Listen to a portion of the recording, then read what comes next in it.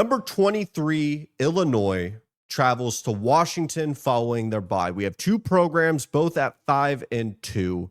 And these are two programs that are kind of sitting in the bubble area of the college football playoff with two losses, very talented teams that have the potential to backdoor their way into a college football playoff spot.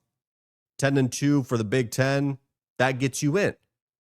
For Illinois, your two losses are what? Indiana, Ohio State, number 1 and number 2. Got to feel good about that. Not to mention Washington. Your losses are Ohio State and then last week against Michigan. And so this is a very interesting dynamic between two Big Ten teams that I think should be top 25. Obviously, Illinois is in the top 25, but I think Washington has earned it, even though they lost to Michigan the previous week. I think this is a very underrated matchup between a veteran roster, a veteran program in Illinois with a lot of experience, coming off of a bye, getting a little bit more healthy, going against Washington, a young team, DeMond Williams, Jonah Coleman, Denzel Boston. That's a dynamic trio to have on the offensive side of the ball. Statistically, their defense is playing exceptional football with a fantastic head coach in Jedd Fisch. I am a Jedd Fisch believer through and through. And so you're playing with the dynamics of, do you want to trust and put your money on the team that is the veteran roster? Luke Altmaier just finds ways to win. That's getting a little bit more healthy, that's coming off of a bye, but they're going on the road to one of the more difficult places to play in the entire country, let alone the West Coast, at Washington? Or do you want to trust the young team to bounce back after a loss, coming back home with a dynamic quarterback, a dynamic wide receiver? That's the stage that we're dealing with. That is the playing field that we're looking at. So what do I think is going to happen? I like Washington here, man. I like Washington against Illinois. Traditionally, would I usually go with the team that is the veteran roster coming off of a bye? Some of those scheduling dynamics work in their favor. I would.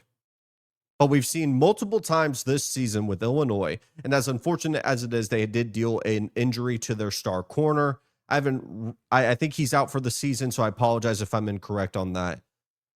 But we've seen multiple times this year, and it's not just one corner. It is the unit of that secondary is just not good against higher-end talent. Carnell Tate shredded them. Jeremiah Smith shredded them. It may not look like it on the statistical stat line because Ohio State can beat you with like barely putting up 250 yards, but it looks like domination for 4 quarters. Go look at Makai Lemon. Makai Lemon torched them. These top-end wide receivers find a ton of success. Now, I'm not saying one guy's going to win the game. Just because I like Denzel Boston doesn't mean I'm picking Washington. The reason why I'm picking Washington is they are one of the better third down teams on the offensive side of the ball in the country. One of the worst defenses in terms of third down conversions is Illinois. You pair that with a wide receiver that could convert those 3rd and 8s, those 3rd and 11s if you end up getting behind the sticks. That's a formula at home that I can work with. Now, if you're someone that wants to believe in Illinois, they are getting their lead rusher back. But statistically, Washington's defense has been very good against the run. That's something you're going to need to flip if you want to pull off the road upset. And I didn't just forget that Washington at home has been a freight train outside of Ohio State, and that's the number 1 team in the country. Washington has been a wagon at home.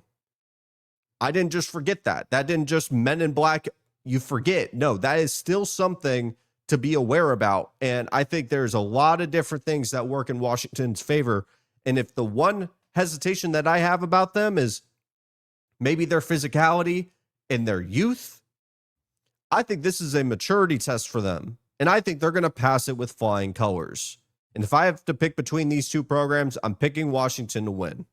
And that's going to be my prediction.